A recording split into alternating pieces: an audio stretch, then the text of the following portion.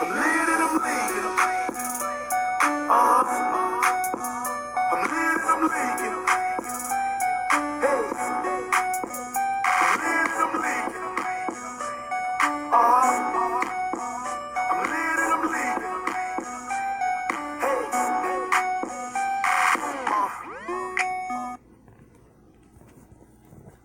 What's up, everybody? It's the Alex Leak and Friends NFL podcast, back for another week. I'm your host, Alex Leak, and we got Bret on the show. How's it going? And this is the 2019 Week 1 Rams at Panthers episode. Hell of a game in Carolina. The Rams taking it 30-27 in the end. What I noticed right off the bat was mistakes by Carolina, like looking kind of sloppy. You had a DJ Moore fumble on the opening drive, and then a backwards pass by Cam Newton that was intended for DJ Moore that gave the Rams like the ball in really good field position. So Carolina was a little sloppy to start this one. Yeah, I noticed that in their first few possessions, they, like you said, first possession of the season, 6 plays, 45 yards. They were marching down, and they ended up fumbling. Then they had the punt, then the missed field goal. Yeah. Not a good first quarter for them as far as possessions go. What did you make of, there was a lot of talk about Cam Newton's shoulder after last season and this offseason, and then him working on a new throwing motion. Did you notice the new throwing motion? By what I had seen, it looked as though it was based off of an injury that could, possibly still persist in a certain way. Yeah. He just didn't look comfortable in the, you can only simulate so many things in life, and going out there for the first time in a real game with that change made it seem as though he had prepared himself as much as possible, but wasn't at the level that he needed to be to perform at the highest level that we've known Cam Newton to be. Yeah. Yeah, it's interesting. He didn't really run the ball much at all in this game. It was strictly a thrower. I wonder if that's a game plan thing by Carolina, like the coaching staff. I don't know, but in my opinion, Cam Newton is always at his best when he's doing, when he's running the ball. Like, he's unlike any other quarterback we've ever seen that can run like the power run offense. And I just don't know if he's going to ever be as successful just throwing the ball. Yeah, I agree. He's got that combination that makes defensive coordinators lose their minds and lose some sleep during the week, or at least he did. Yeah. That difference. I mean, the game was 30-27. There was a lot of sloppiness, like you said. They could have definitely put themselves in better positions. But I think, I agree with what you said, that he's his best when he has the ability to do what he does best, and that's create plays with his feet at times when he needs to. Yeah. Yeah, so it'll be interesting. Yeah, like you said, a really sloppy start to this game, 13-3 at halftime. Then the second half, Christian McCaffrey did his best to keep Carolina in it. In my opinion, he's one of my favorite running backs in the league to watch, and I think that he's going to be soon. It wouldn't surprise me if he's a top 3 running back in this league. I think he's already top 5. He's crazy. Yeah, what did he have? 19 carries, 128 yards, and 2 touchdowns, and he's a big part of their offense, which also, seems that they rely on him maybe a little bit too much. Yeah. Not that that's a bad thing to, have somebody to rely on, but that, he makes big plays. He has big games often, but, when it comes down to it, that's not going to be the case every single time, and where do you go at that point?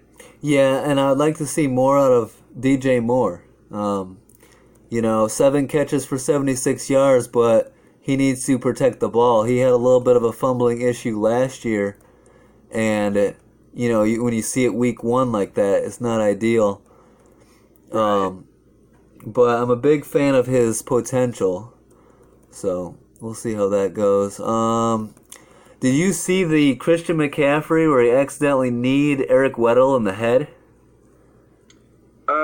I didn't get a chance to see it, but I saw or read some of the outcome about how it left Eric Weddle with the laceration where he had to leave the game. And Yeah.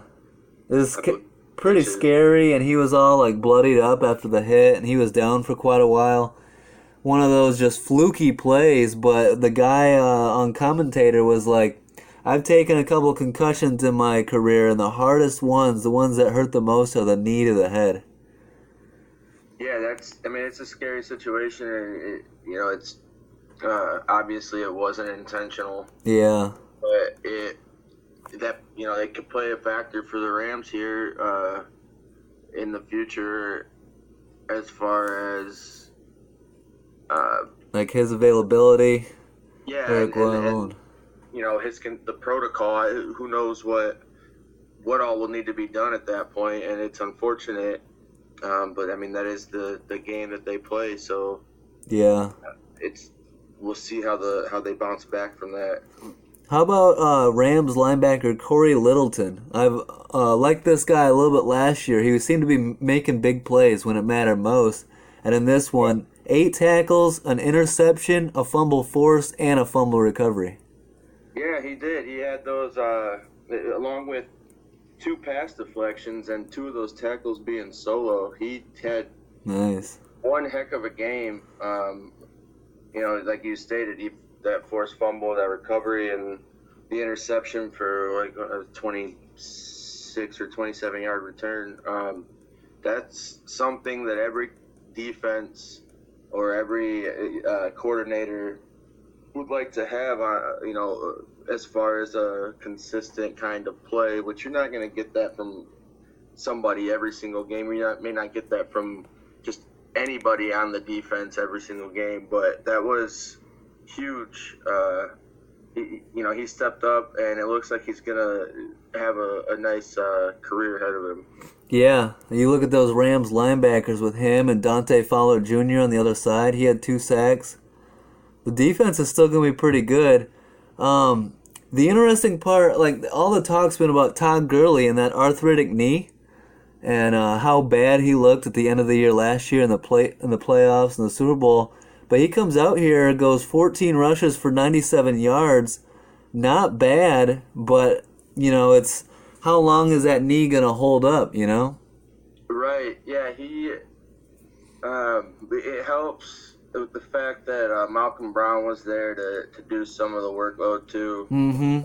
And I like the rookie Darrell Henderson. I'm hoping he can step up too, the running back. Yeah, to maybe give some or alleviate some of that stress for Gurley throughout the year, which Henderson, I think, already got maybe a carry or 2. But yeah, but Malcolm Brown really seems to be the guy.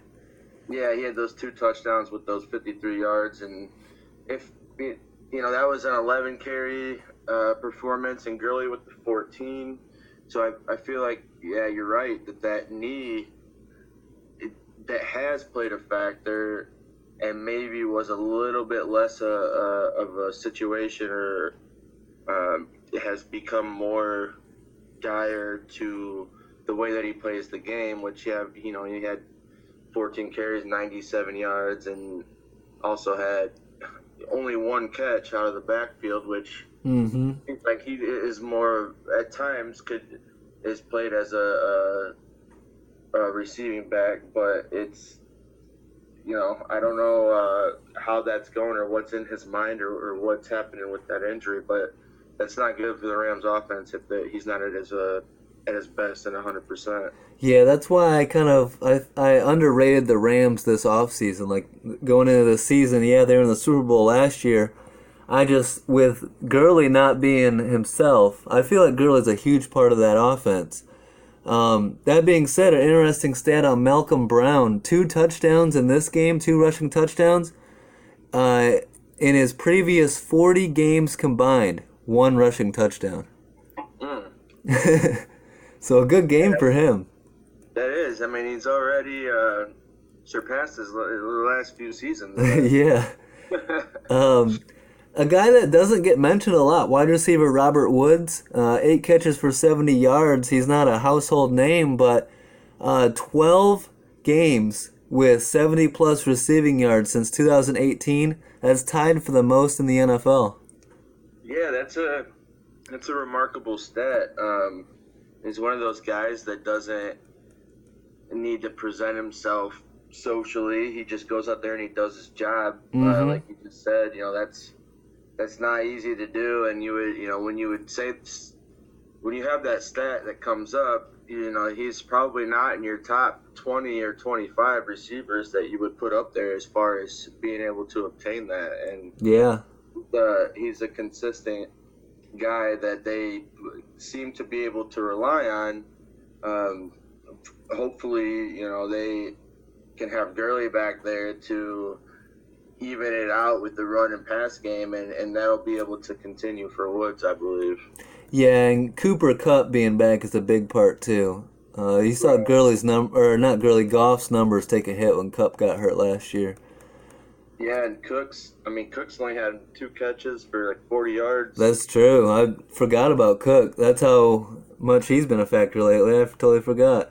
Yeah, right. Like, if you would think, that he may be, if you were to list some guys for that stat you just mentioned, that he would be up there. Mm-hmm. But, it is game 1. It is week 1, so it's not something that anybody should fear or be worried about, but we'll see how that goes throughout. Woods, Kupp, Cooks, Higbee, who had the only touchdown, I think. Yeah. They've got a good receiving core, and they can be dominant if they're able to play at their best, but they're going to need Gurley for that.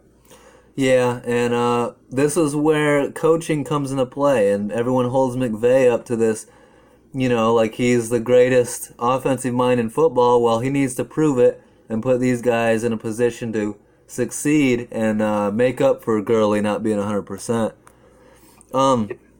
Cam Newton, we were talking about Cam and him just throwing the ball 25 of 38, 239 yards, 2 turnovers, a pick, and a fumble lost. And then his passer rating was under 75 for the 4th straight game, going back to last year. Yeah, I saw that. That's I think that ties his tied for the longest streak of that statistic for Newton himself. That's it is that's not a way that you want to start the next season, by taking off from last season, unless it was like the Chiefs offense where they just exploded. Yeah. But this gameplay from Newton, again, that could go back to what you spoke about earlier on the throwing situation. Something just doesn't seem right, and I don't know if that should be where the fans or the players or the organization is gonna consistently worry about, or if it's something that just is a fluke of the fact, because Newton, that's not him. And yeah, he's not your typical drop back quarterback. Right, and having that QBR like that, you would say that maybe it could be due to the injury, or it could be due to the change in the motion. Yeah. Or it could be, there's so many variables here. There's a lot going on with Cam Newton. Yeah, and if he's more, if they've changed it to where he's increased his percentage of throws compared to runs, like you said, yeah, that also could be a factor. Yeah, and maybe it's a factor of in the preseason we saw him injure his ankle and leave with a walking boot. He's obviously able to be out there, but maybe that's another thing. The Panthers have been talking about it for a while, of dialing back Cam Newton and getting him less and less hits and all that. I just don't think that's his game. I don't think that's what he's best at. No, it's definitely smart decision to want to protect your franchise quarterback, but what does that do for you In the short term, overall? or yeah. Yeah, and does it lead? It may lead to him being protected more, but does that lead to your team winning games? Absolutely. It's a good predicament they find themselves in. And coming up, the 0-1 Bucks will be at the 0-1 Panthers. I tell you what, if they lose to Tampa Bay and fall to 0-2 and lose a division game at home, there's going to be a lot of rumblings going on in Carolina. There will be, yeah. They they need to step it up in this game, and like we said earlier, the first, I believe, what was it? The first 7 or so drives, they had a fumble, a punt, a missed field goal, and that was in the first quarter. And then in the second quarter, a fumble, punt, and then the field goal. Yeah. That definitely played a factor. Had maybe they not fumbled several times, or that air, yeah, like you said, because that was inside their own 20, which set the Rams up, and then the missed field goal. You're leaving points out there. Mm-hmm. You lose by 3. That's a difference maker. So if they clean that up, maybe the fact that Newton is not running the ball as much won't be as big of a deal. But if you have those things just continuous, and then like you said, if they lose to Tampa, a division game at home, it's gonna be bad there in Carolina. Yeah. I guess, yeah, you bring up a good point. I guess it is encouraging that they're able to put up 27 points despite all of that. Like, they had 3 at halftime. Right, yeah, in the second half, they started off with a touchdown and then a field goal. Mm-hmm. And then they had another touchdown. They punted on their 4th possession. Newton threw a pick, and then they scored at the end, but it just wasn't quite enough. Yeah. Yeah, we'll see. I'm picking Carolina to beat Tampa Bay at home, but they better, is all I'm saying. Yeah, if they want to see this season go anywhere, then yeah, I agree. And Newton, we might get to see a little bit more of what you said as far as the statement or the change in his gameplay, and because it is week 1, but they could have been holding him back a little bit. Mm-hmm. Not that you want to do that in any game, because you are playing against professional teams, but you also have to factor in that, all right, it's a long season, it's week 1. Let's see if we can get through it. They lost by 3 with that type of gameplay and their sloppiness in the first half. So maybe they can overcome it. Maybe not. We'll see. They definitely need to win against Tampa Bay, though. Absolutely. And I was kind of getting on Ron Rivera last year for some of his decisions and stuff. So you start 0-2, you're going to start hearing it again about maybe being on the hot seat. Now, the game that I'm really looking forward to next week, the 1-0 Saints at the 1-0 Rams in a rematch of the NFC Championship game. The Saints want revenge. That's all they've been thinking about all offseason, is that missed call and all that. I can't wait for this game. I think it's going to be a heated game, and I think it's going to be really good because the Rams seem to be playing all right, but I think the Saints are going to come out fired up for that one. Yeah, it's going to be chippy. Mm-hmm. Obviously, I haven't checked who the officials will be. I doubt it will be anybody from that game. Yeah. but that doesn't change the fact that they have, like you said, all season. This has been on their mind. You shouldn't prepare for any opponent any differently. Yeah. But this game is it's an exception to them in that aspect. They are, that definitely put a damper, obviously, on their season as they lost in the NFC Championship. But yeah, they're going to come out firing, and they're not going to take any prisoners with this one. There's none of that when it comes to playing the Rams. Absolutely. That's going to be a fun game to watch. If I was making a prediction, I'm going to go Saints just because they want it more. I agree with that. They, and with the fact that you stated how Gurley, Yeah. if he's not being able to play at 100%, and the Saints are, wanting it more, it's gonna be a tough way for them to overcome that as far as the Rams' offense goes. Yeah. And that is. Wait, is that?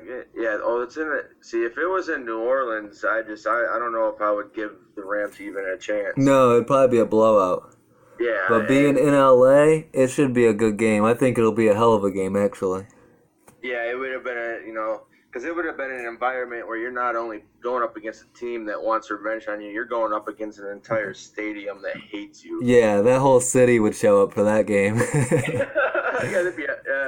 That would be fun. That would be awesome to see. Yeah. Hey, who knows? Maybe we'll get that in the playoffs. Yeah, it could lead to that, and that would be, if the Saints could come out with a victory in LA. Yeah. I think it sets them up for for sure a potential playoff berth. And not that they don't already have that, but that would be an awesome rubber match to see happen in the playoffs this year. Yeah, absolutely. So I'm looking forward to that. That'll do it for this one. The Rams at the Panthers. Rams get a nice road win to start the season. Get to 1-0. We'll know more about these teams a lot more after week 2. So thanks for coming on, Bret. And we'll keep these episodes coming out. Don't forget to like, subscribe, and leave a comment, guys. Thanks for tuning in. And we'll catch you later. Peace out.